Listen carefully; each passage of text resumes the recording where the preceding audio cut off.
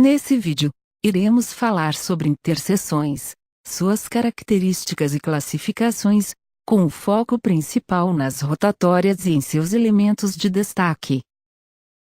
Interseções são confluências, entrocamentos ou cruzamentos de duas ou mais vias. Elas podem ser classificadas em interseções em níveis e em níveis diferentes.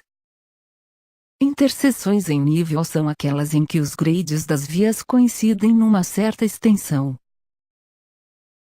Este tipo de interseção pode ser classificada pelo número de ramos. Interseções de 3 ramos, 4 ramos e ramos múltiplos.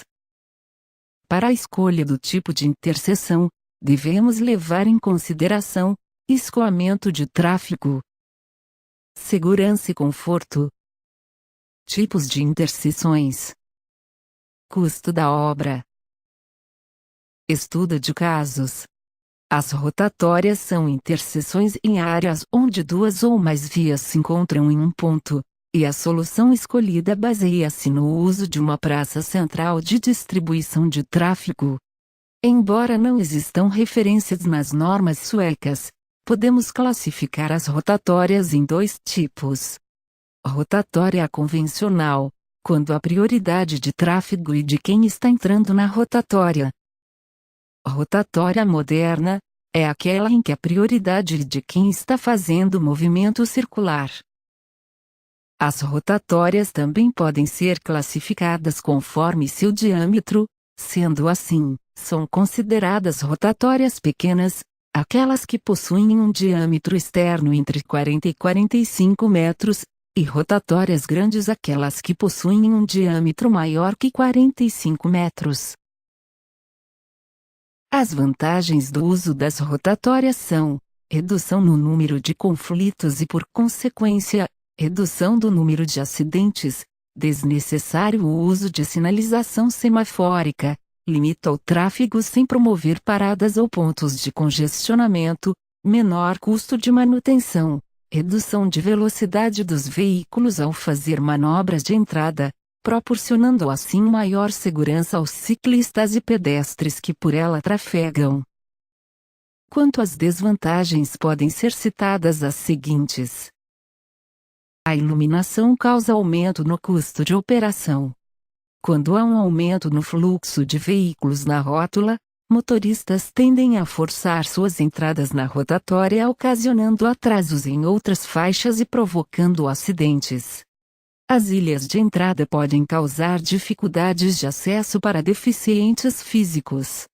E também dificuldade para os pedestres de encontrar uma brecha entre os veículos para atravessar. Critérios de utilização para a rotatória. Devemos fazer uso de rotatórias com os seguintes objetivos: aumentar a segurança do tráfego em cruzamento, diminuir o tempo total de espera em cruzamentos e acessos, evitar custos de implantação e operacionais de um semáforo. Para obter uma fluência equilibrada do tráfego em interseções com mais de 4 braços. Os elementos de projeto são parâmetros que visam a economia de espaço viário, relacionada às características do tráfego, circulação e operação do sistema viário de uma determinada cidade. Nas rotatórias devem ser levados em consideração os seguintes elementos. Elementos funcionais. As vias podem ser classificadas como vias arteriais. São aquelas que ligam as vias expressas e as coletoras. Vias coletoras são aquelas que vinculam subsistemas de vias arteriais, comerciais e locais. Vias expressas são aquelas que possuem alto padrão técnico, grandes volumes em viagens de longo percurso. Vias locais são aquelas vias de tráfego predominantemente local que promovem o acesso residencial. Elementos de acidentes.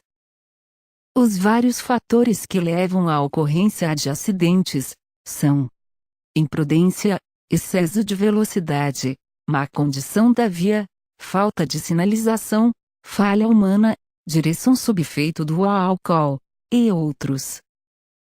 Sinalização.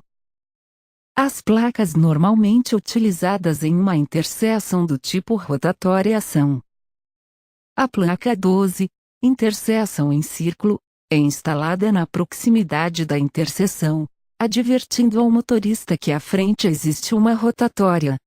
Já na interseção, são instaladas as placas R2, de preferência, regulando o direito de passagem, e R33, regulando o sentido de circulação. Volume e composição do tráfego.